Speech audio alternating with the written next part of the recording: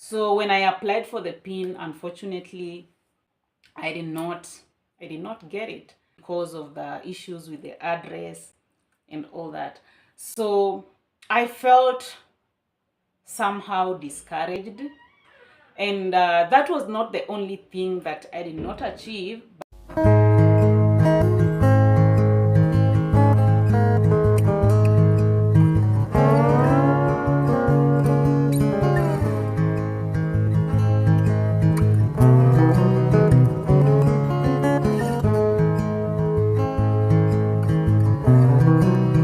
Hello and welcome to my channel. I hope you're doing good. In case you're new here, my name is Charity Mugeni, and on this channel I talk about faith, family and relationships. So if these are the kind of topics that you like listening to, feel free to hit that subscription button and be part of this family.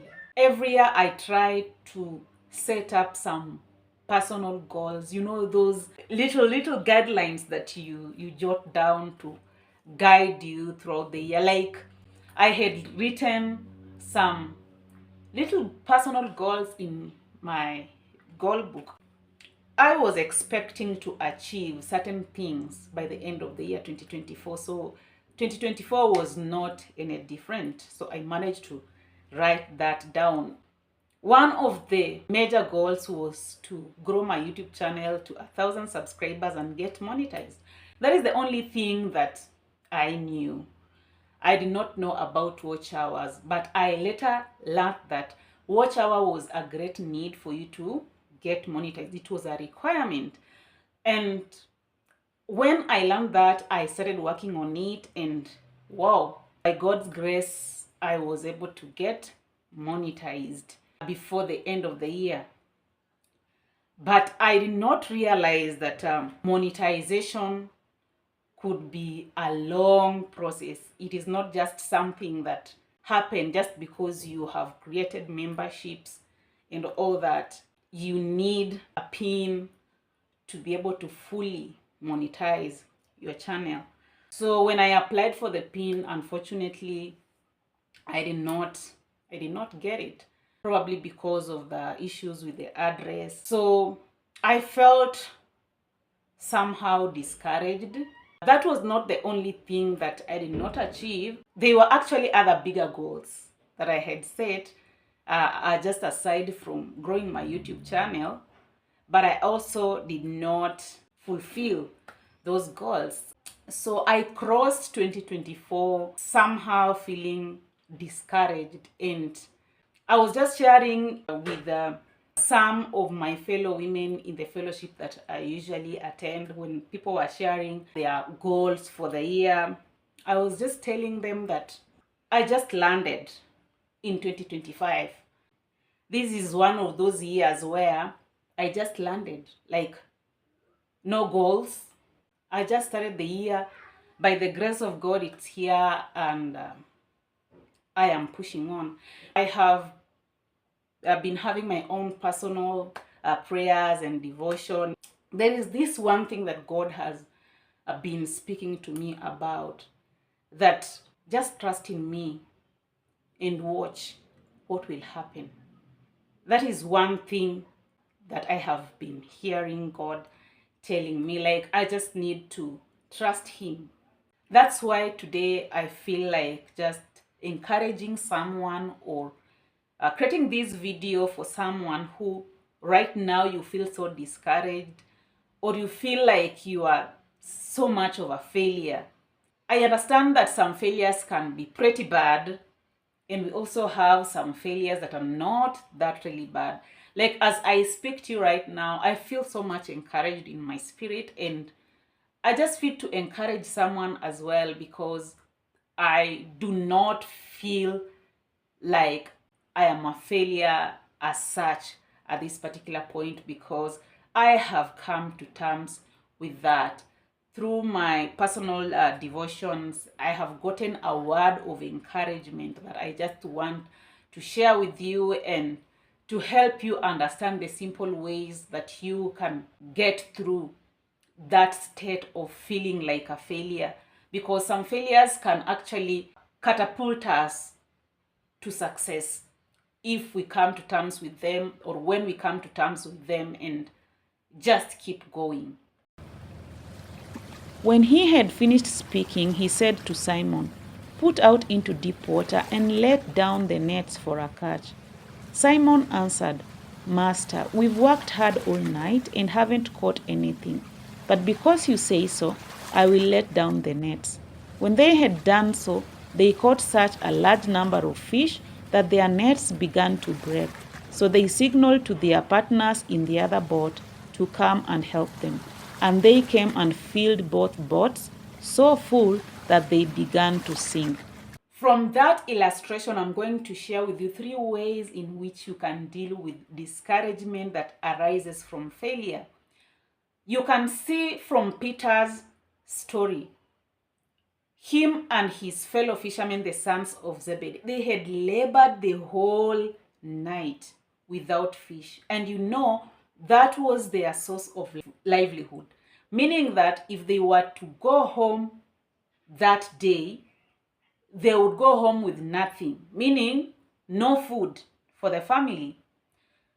But when Simon Peter allowed Jesus into his boat to use it for ministry, and later on Jesus instructed him to put it into the deep waters to try and fish again, they ended up with a huge amount of fish. The nets were so heavy until they were almost breaking. There were more fish even than his own boat, in that he had even to share the excess to his fellow fishermen, the sons of Zebedee. So you can see what happens when you allow Jesus into your situation, when you allow God's presence into your situation.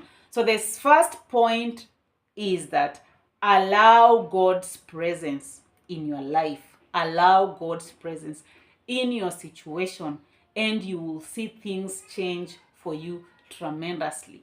The second point is obedience. We should not only allow God's presence in our lives, but also be obedient to his instructions. Just listen and do whatever he is telling us to do. Follow his leadership and his direction.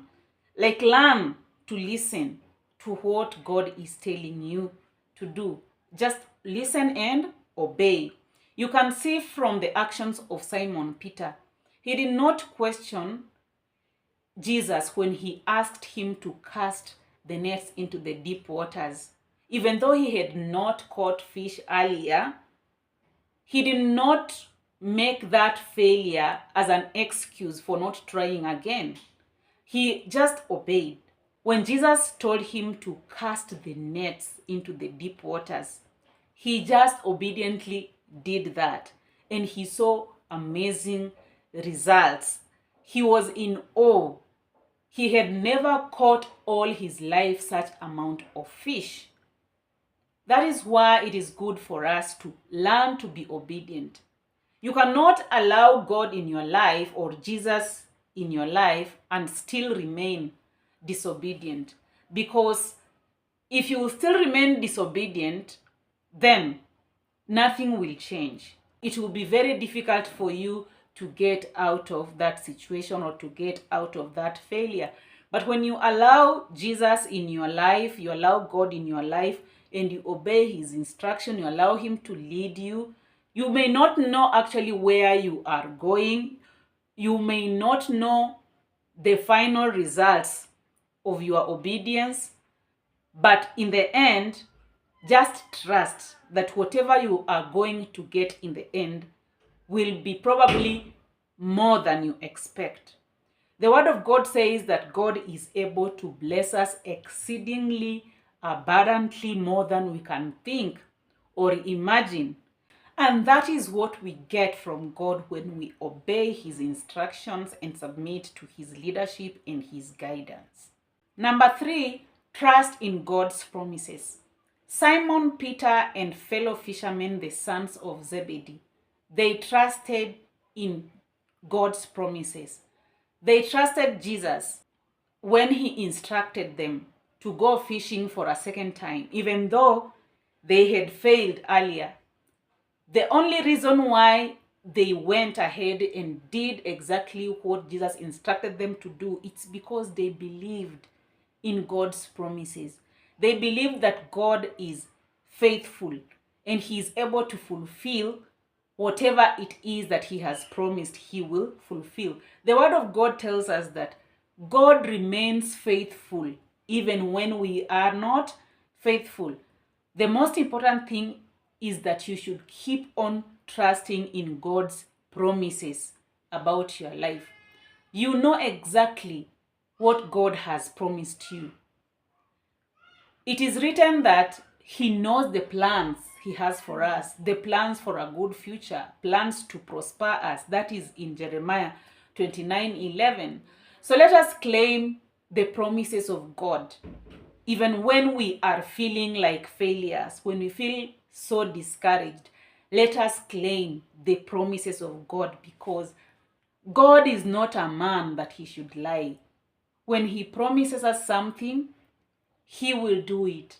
It may probably tarry, but he will still do it, because he does not work according to our timing. All we need to do is learn to stay calm, stay still, and trust in God's promises. That will help us get rid of the fear that arises from failure, the anxiety that arises from discouragement. Just knowing that God has got our back, and even though things may not be the way we expected, when we have God, in the end, things will still turn around and be great for us. Keep believing, keep trusting, and you are going to rise above your failure. And it can actually be a foundation or a stepping stone to your greater success. Just obey and do whatever it is that God is telling you to do. Keep waking up in the morning. Keep taking action. As long as you are with God and you are taking action, all will be well in the end.